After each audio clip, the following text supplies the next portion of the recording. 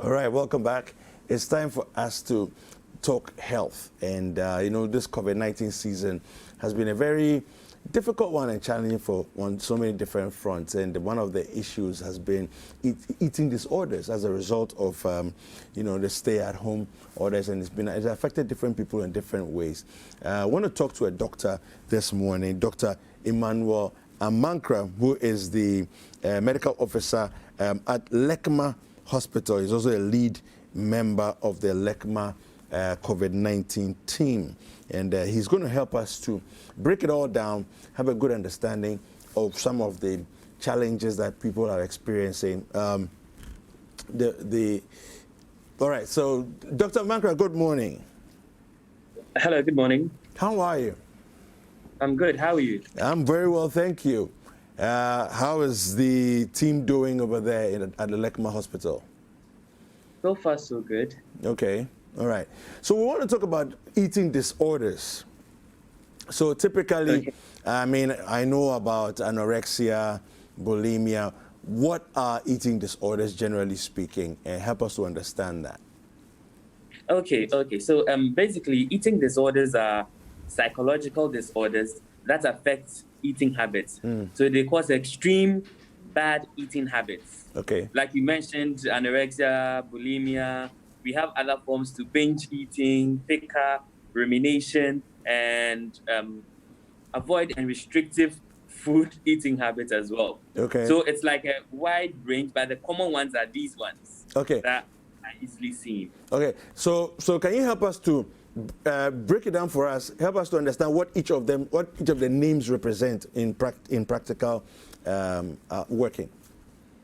Okay. So first of all, the whole idea of this stems from the whole psychological pathology, where there's this fixated thing about weight and then eating.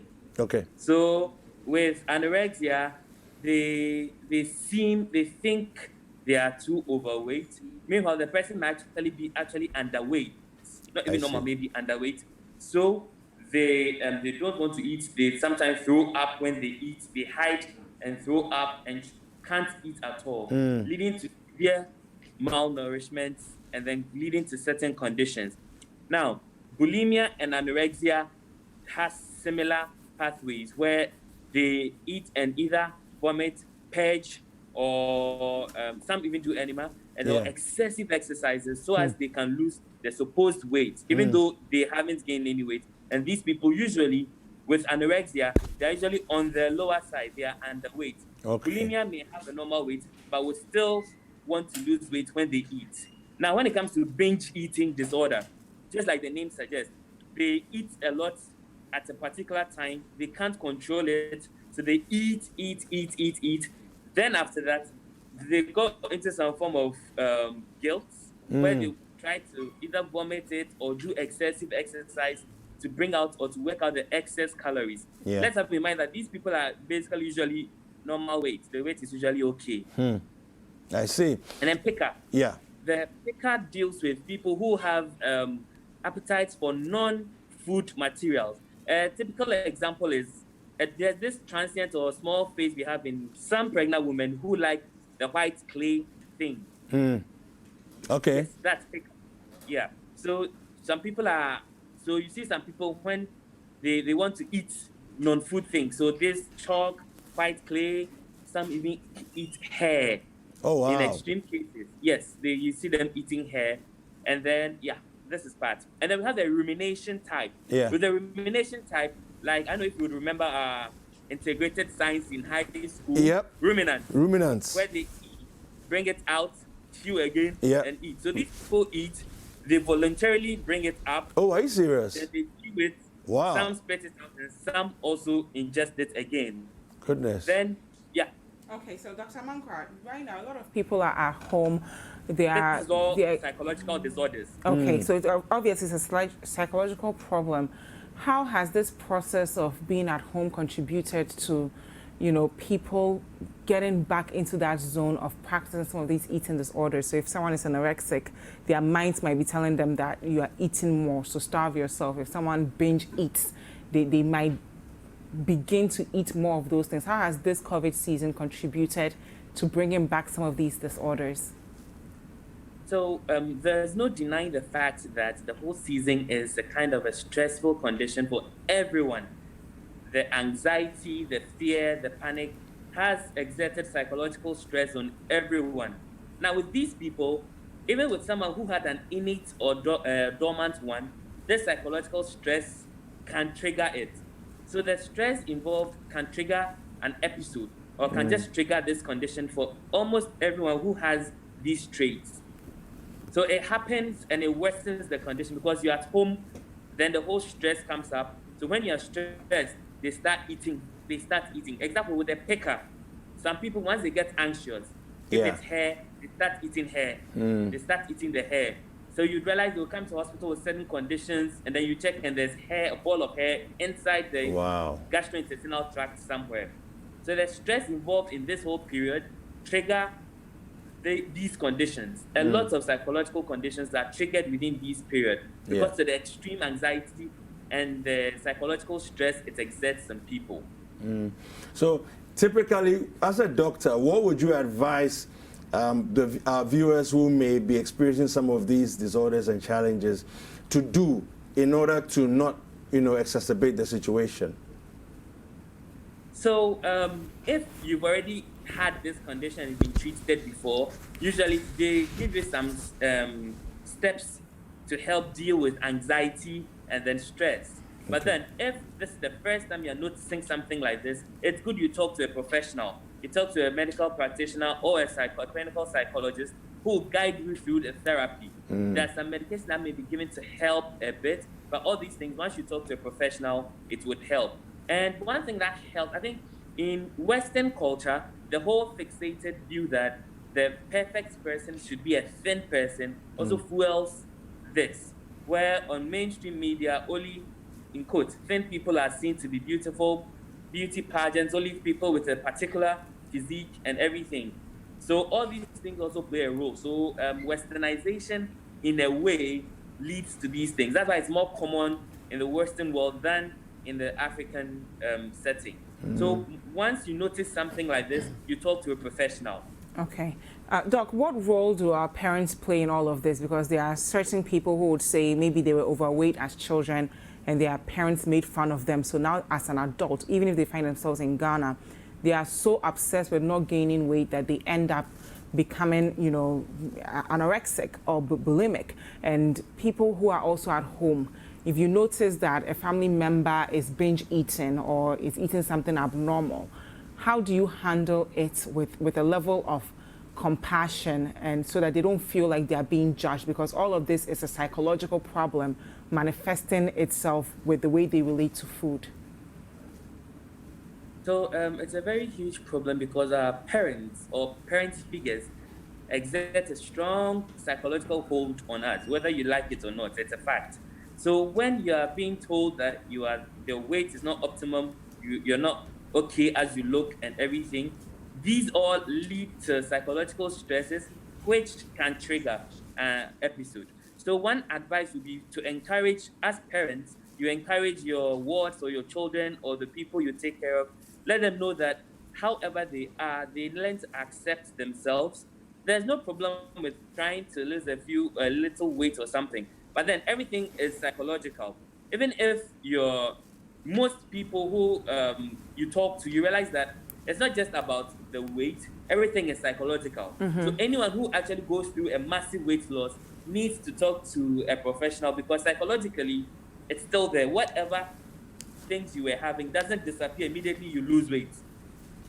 So the psychological aspect really helps. As family, as parents or a family, the support we give, emotional support, and then the just being there for one another helps people to get through these things. So how do we also handle it as the community when we see someone exhibiting signs of some of these disorders? Because sometimes we can be very judgmental without understanding that they are going through a mental issue. So society on its own is very judgmental and can be quite brutal when it comes to certain conditions. So most of the time, what we do is education. Once people know that this is a psychological condition. You have to help the person, encourage the person, make sure the person is getting the help they need, and not judge the person. Because it's easy to hear someone tell someone, you're eating too much, oh, you eat too much, oh, you're too slim. The wind will blow you away. You can't, like, oh, yeah. You get all these little comments that are made daily. Yeah. These things all can compound to it. So as a society, we just have to learn to accept people as they are and then encourage people. Basically, it boils down to acceptance. How common are each of these different conditions in our society? How prevalent is it in our society? It's not quite common. The picker, we have that's why I said the picker is a transient form that usually happens for a short while. During pregnancy, they have this appetite for the white clay thing that people used to eat. Yeah. But most of the times, anorexia and nervosa, that we see a few of them. I think, in our setting, there seem to be, people tend to advise people that weight is equated to looking good, in quotes. Yeah. But yeah. So usually with these ones, they are more concerned about losing weight. Okay. And then they don't want to increase in weight, and especially nervosa, bulimia, anorexia, bulimia, they see themselves as they are too overweight, meanwhile they are either normal weight or underweight as well. So it's not very common here, even though it's present, but it's not very common. And sometimes people don't even recognize it to come to the hospital. They just will be at home and then think it's something else. I have a friend just sent me a WhatsApp message as he's watching. He says, don't be surprised by the ruminating condition. I used to be like that. I know exactly. That's why I said, wow. How common is the ruminating condition? So the ruminating condition too, all these things are present, but they're not so common because a lot of people won't even come up to say it because they may think it's a weird thing. Some people attribute it to spiritual stuff or some superstition. So these things are even hidden. They don't come out. It's only when it's being talked about that people realize that, okay, so it's just something that therapy can sort out. You can be talked to, you go through therapy, and it could help you. Some medications could also help as well. Yeah. At what point does one know that what I have now is a disorder, right? Because, so for example, I don't look like somebody who's overweight, okay? I do my BMI, and I'm actually overweight. So I'm like, no, that's not right. I got to deal with that. So I start doing different things, checking my diet, exercising, and so on and so forth. At what point can you now see that you've gone too far and now you got into a disorder? So everything deals with the moderation. When it gets to the extreme part, where so you are on TV and so you can't eat. Even when you eat, you go to the washroom and throw up because you feel that you are getting extra calories and you are getting too big. Yeah. But then you actually do look okay. Now, with these conditions, most psychological conditions, the person doesn't even know they have a condition. It doesn't register, thing happens, and then something comes like, is not going well. Once you realize that you're at the extreme of certain things, like your friend said, ruminating on these things, maybe it started with, it comes up and then he spit, he vomits it out, then progresses to now he chews it, and then maybe chews it and then brings it out again. Yeah. And then later he chews it and starts swallowing it back. Then you realize that it's progressed, and this is getting a bit extreme. I know that has explained it a bit. Yes, it does. Guys, we're speaking to Dr. Emmanuel Amankrah. He is a medical officer of LECMA Hospital, as well as the lead team member of the LECMA COVID-19 team. We're speaking about eating disorders. So if it's an issue that you've been experiencing throughout this COVID season, being home, if you've had certain experiences that may have triggered the disorder to come back again, and you have any questions for him, let us know with the hashtag Breakfast Daily and the WhatsApp line 0550585832. If you're outside Ghana, you can use the country code +233. If you know a family member or a friend who's dealing with an eating disorder and you want to know how to handle the conversation with them as well, let us know with the hashtag Breakfast Daily and the WhatsApp line 0550-585-832. If you're outside Ghana, the country code is +233. Now, Doc, how do we manage the disorder? Because it's something that you don't get rid of overnight, especially people who may not have the financial means to get a therapist to help them through this season. What are some triggers that we'll be able to see that, okay, I'm getting signs that this disorder is coming back, and let me manage it well mentally so that I don't get to a point where I'm throwing up or I'm eating so much to deal with whatever stress and anxiety that I'm going through? Okay, so to really manage this condition, you definitely need to talk to a professional to go through the therapy. Now, on your own, you try to avoid certain stress factors. You try to avoid certain emotional stress factors. And then also self-esteem. Because everything also boils down, it goes down there. Because once your self-esteem is down, it leads to questioning yourself, questioning your abilities, your physical state, and how you are. Is it because you look this way? Are you looking normal? Then it starts building up on all these doubts about yourself. So self-esteem plays a role, but then for correct treatment or management, you need to see a therapist, a clinical psychologist, who will take you through. Like you said, it's not an overnight thing. It takes time. It's a long period. Psychological disorders take time. It takes time. You may relapse, but still, you're encouraged, you continue, keep fighting. Then eventually, you get to a point where you have some exercises that you do to block these stress factors, which may trigger an episode. All right. Thank you, Dr. Amankrah. We have a couple of messages here. One is from Emissary Morris and says, insightful information there. Thanks, Dr. Amankrah. And then I think one of your colleagues, Effie Kisi, is giving you fans and says, Dr. Amansky. She's supposed to be on the ward. Well, thank you very much for having this conversation with us. It's been very insightful and educating.